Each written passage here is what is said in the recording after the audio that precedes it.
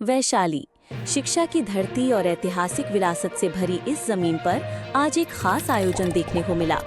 राजा विशाल के गढ़ के समीप होटल द बुद्धा में श्री बालाजी एजुकेशनल ट्रस्ट द्वारा टॉपर सम्मान समारोह 2025 का आयोजन बड़े ही भव्य तरीके से किया गया। कार्यक्रम में मुख्य अतिथि के तौर पर मौजूद रहे ट्रस्ट के अध्यक्ष एवं वैशाली विधानसभा के पूर्व प्रत्याशी इंजीनियर संजीव कुमार सिंह।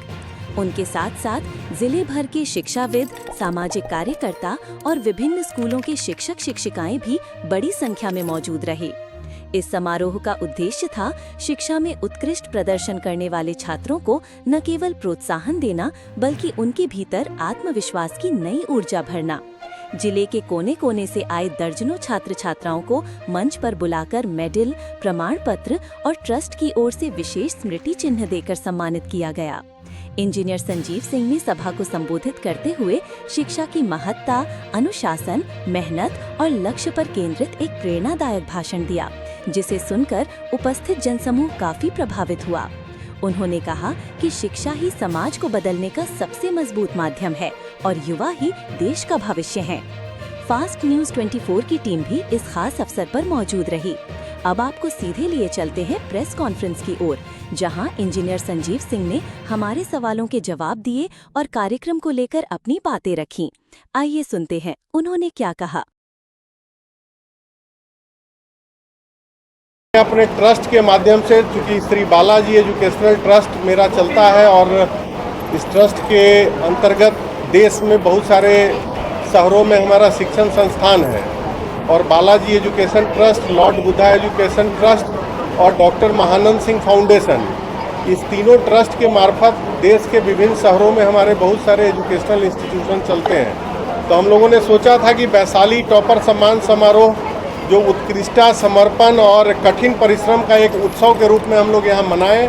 आज उसी को लेकर हम सारे लोग आज यहाँ उपस्थित हुए हैं। इसके पूर्व में भी श्री बालाजी एजुकेशन ट्रस्ट के द्वारा 24 अप्रैल को हम लोगों ने पटेढ़ी बेलसर में भी, जो बेलसर के जितने ब्लॉक के टॉपर बच्चे हैं उन लोगों को हम लोगों ने सम्मानित करने का काम किया था। आज यह कार्यक्रम वैशाली प्रखंड के जो भी पंचायत के टॉपर बच्चे हैं अलग अलग स्कूल के, उन लोगों को बुलाकर उनको सम्मानित करने का काम किया गया है। इसमें हमारे बहुत सारे गुरुजन जो यहाँ बैठे हैं, आप देख सकते हैं, इनका भी बहुत बहुत सहयोग रहा और इनके ही अथक प्रयास और उनके सहयोग के बदौलत आज यह कार्यक्रम सक्सेसफुल हो पाया है। सर, तो विधानसभा के प्रत्याशी मिले, वर्तमान विधायक वैशाली के द्वारा आज तक युवाओं के लिए कोई ऐसा प्रोत्साहित काम नहीं किया गया, पहली बार आपके द्वारा किया गया है। क्या लग रहा है कि इससे जो जनता है वो लुभाएगी इस बार आपकी? युवाओं में बहुत बढ़िया जोश है और आज का यह कार्यक्रम, इसको आप कहीं भी राजनीतिक चश्मे से ना देखें, यह गैर राजनीतिक कार्यक्रम है। इसके पूर्व में भी हम लोग बहुत सारे ऐसे कार्यक्रम करते रहे हैं जिसमें राजनीति की कोई चर्चा नहीं होगी। अब आगे जनता मालिक है, उसको तय करना है कि उसको किस दिशा में जाना है, किस विचारधारा के साथ जाना है। आपका मुख्य उद्देश्य एजुकेशन की तरफ है, जो अब तक के कार्यक्रमों से दिखता है। वैशाली में महाविद्यालय का अभाव पिछले कई वर्षों से लोग अनुभव कर रहे हैं, ये कितना शीघ्र आप यहाँ पे स्थापित करवा सकते हैं? आज ही हमने अपने संबोधन में कहा कि हम लोगों ने यहाँ वैशाली के अंदर 3 डिग्री कॉलेज का प्रपोजल शिक्षा मंत्री जी को हम लोगों ने दिया है और उनके तरफ से फाइल भी आगे अग्रसित होकर प्रधान सचिव जो है सिद्धार्थ जी हैं उनके पास गया है। मैं आने वाले सप्ताह में पर्सनली फिर प्रधान सचिव महोदय से मिलकर इसी हिसाब से मिलूँगा और मिलकर इस दिशा में क्या अभी तक उनका रहा है रिपोर्ट, उसको एक बार चेक करके प्रयास करूँगा कि जल्द से जल्द चुनाव से पूर्व यहाँ तीनों डिग्री कॉलेज की एटलीस्ट घोषणा हो जाए। कार्य अपना चलता रहेगा, धीरे धीरे जब समय आएगा तो फिर कॉलेज की भी जो स्थापना कर उसका संचालन चालू होगा। और जिनको रोजगार नहीं मिल रहा है उसके लिए हम लोगों ने 12 तारीख को एक बड़ा आयोजन वहाँ किया है, जो हम प्रिंट मीडिया, इलेक्ट्रॉनिक मीडिया और सोशल मीडिया के मार्फत अपने वैसे सभी नौजवान साथियों से गुजारिश करते हैं, अपील करते हैं कि 12 तारीख को आप लोग उस कार्यक्रम में हाजीपुर में ज़रूर शामिल हो और यह कार्यक्रम नौजवानों के भविष्य की लड़ाई के लिए लड़ा जा रहा है, इसमें आप अपनी सहभागिता दें। तो चुनाव का एक सवाल मैं आपसे आग्रहपूर्वक करना चाहता हूँ कि आप जिस क्षेत्र में कार्य कर रहे हैं, जिस पार्टी का झंडा लिए आप दर्शक ग्रामीणों के बीच में हैं, सेम ऐसे सवाल आपके पास पहले भी आए होंगे कि आपके पार्टी के और भी उम्मीदवार क्षेत्र में पूर्णतः कार्यरत।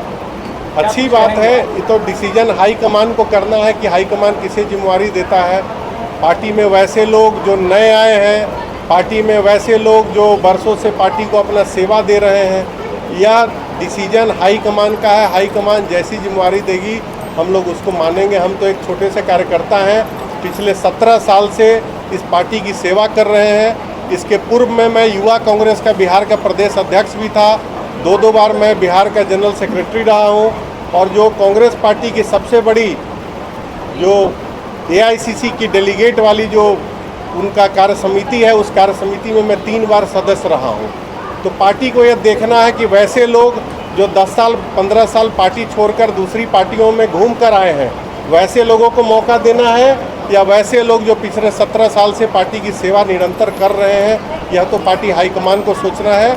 मैं एक छोटा सा कार्यकर्ता हूँ, अगर पार्टी मुझे मौका देगी तो मैं पूरी तैयारी के साथ, मजबूती के साथ और जीतने के लिए लड़ूंगा।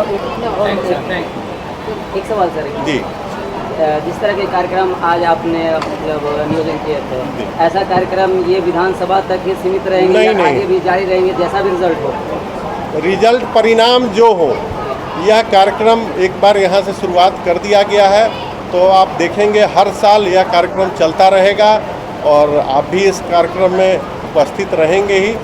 और मेरी शुभकामना है यहाँ के आयोजक मंडल को कि इसी तरह का कार्यक्रम आगे भी करते रहें। हमारी जो भी शुभकामना है और हमारा जो मदद और उनका समर्थन है मेरा बरकरार रहेगा। धन्यवाद।